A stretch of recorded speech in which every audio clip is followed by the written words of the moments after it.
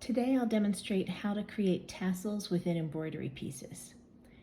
Here you can see a few examples. We have some large tassels in orange and green around the camel's necks, some medium ones here in red at the blanket, and even some very small ones here in yellow at the other blanket.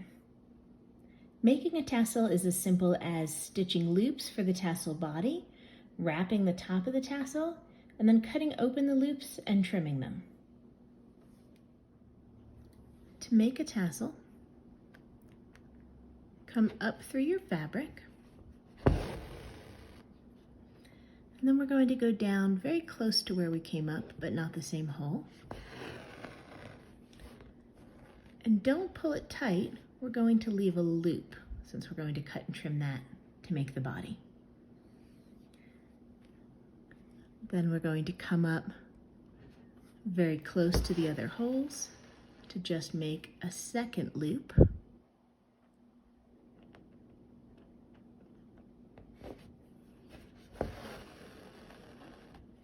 Making it similar length, but don't worry if it's not exact because you can trim it at the end.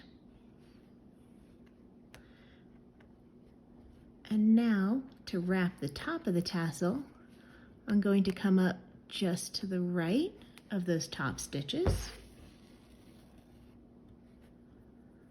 Go over the top of those stitches and come down just to the left.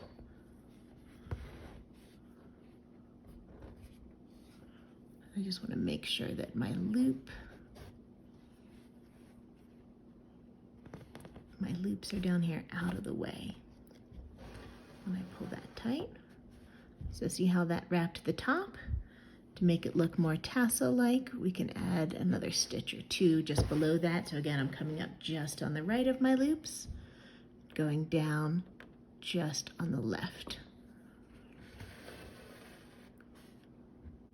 And now all you have to do is take scissors or snips and cut through these loops,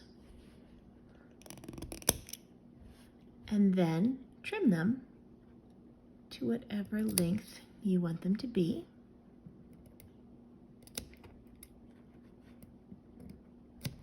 And you can see we have a little tassel. You can adjust the number of loops and the number of strands you use to make the tassel body thicker or thinner. You can adjust the length of your loops to make a bigger or smaller tassel. And then depending on how big your tassel is, you can do 1, 2, 3 or more loops around the top to get the look that you want.